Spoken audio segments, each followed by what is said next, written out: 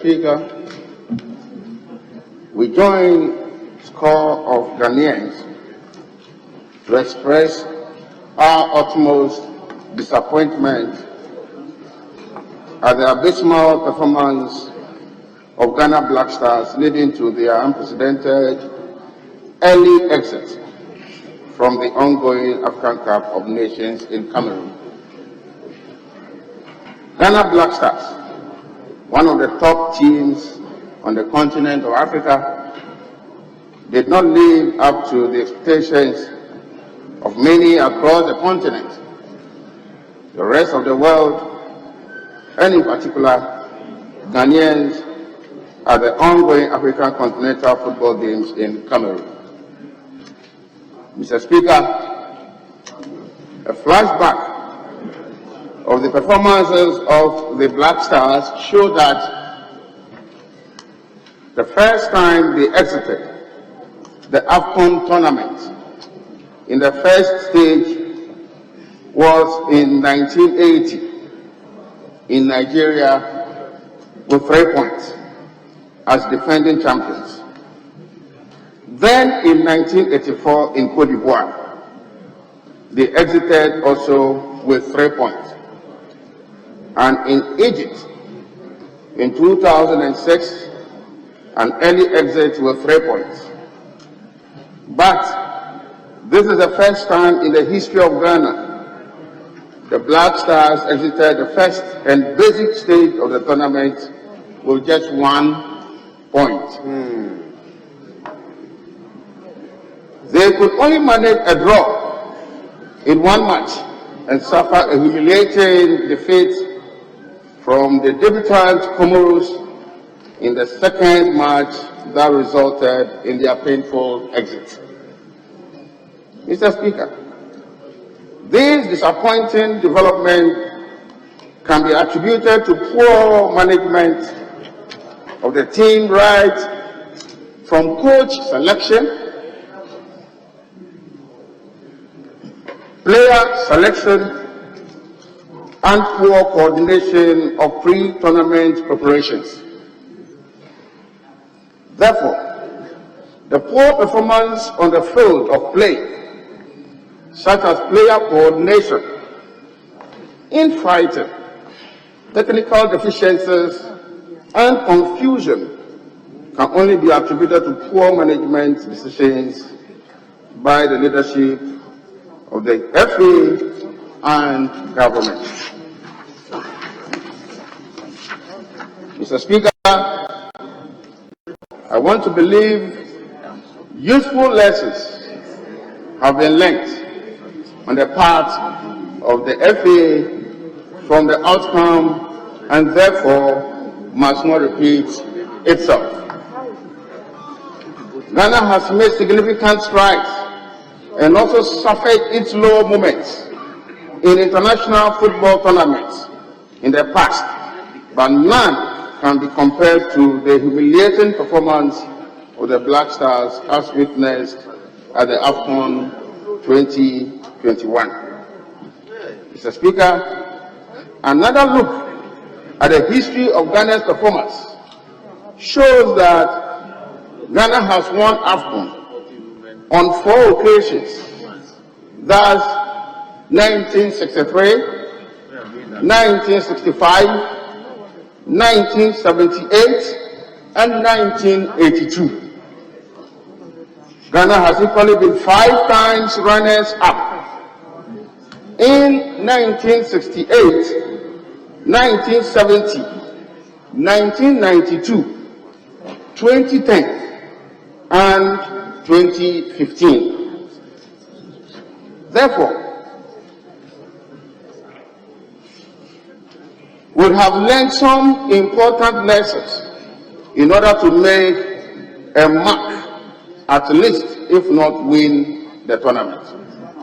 Mr. Speaker, it is not only in football that Ghana is not doing well.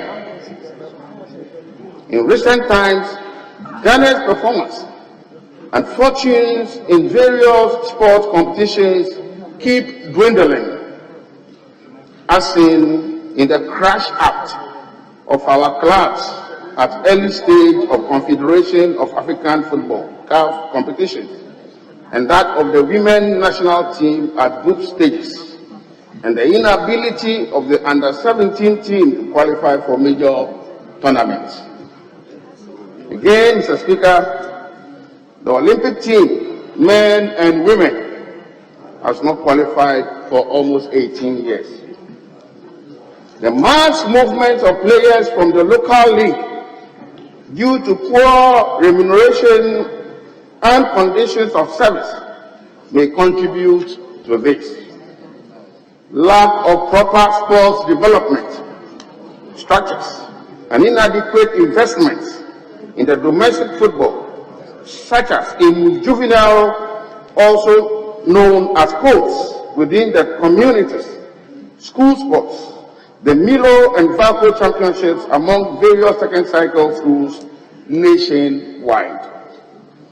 Even though football in Ghana has been the most funded among other sports.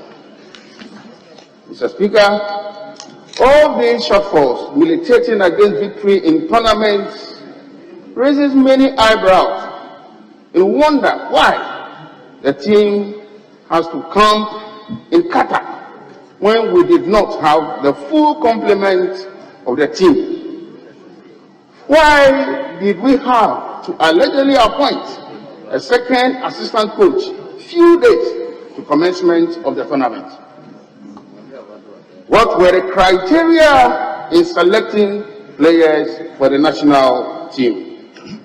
Mr. Speaker, we also want to know the total amount spent on the team till their painful exit.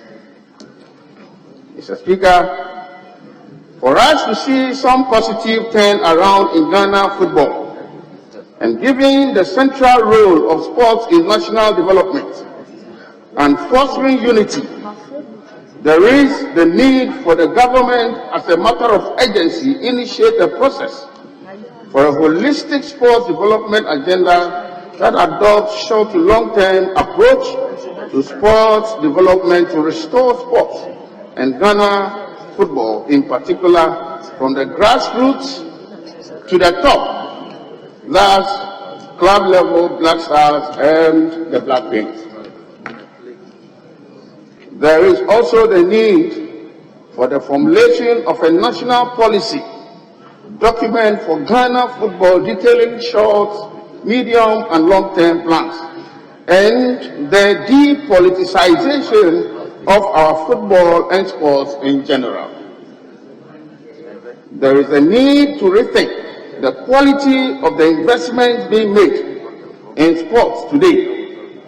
For instance, the use of our rather scarce resources to build substandard community pitches that do not meet international standards and cannot be used for league matches ought to be a source of worry. Mr. Speaker, some resources should also go into training home professionals as players and management team with recognized certification in good standing to be used locally and for export for short to long-term results. Here, the need for our sports college with campuses spread through the country comes into sharp focus. I call on the government and the private investors to invest in the football industry to make our leagues competitive. These will help to reclothe Ghana with the pride of having formidable teams capable of raising high the flag of Ghana, of Mother Ghana, in any tournament going forward. Thank you, Mr. Speaker, for the opportunity. Yeah.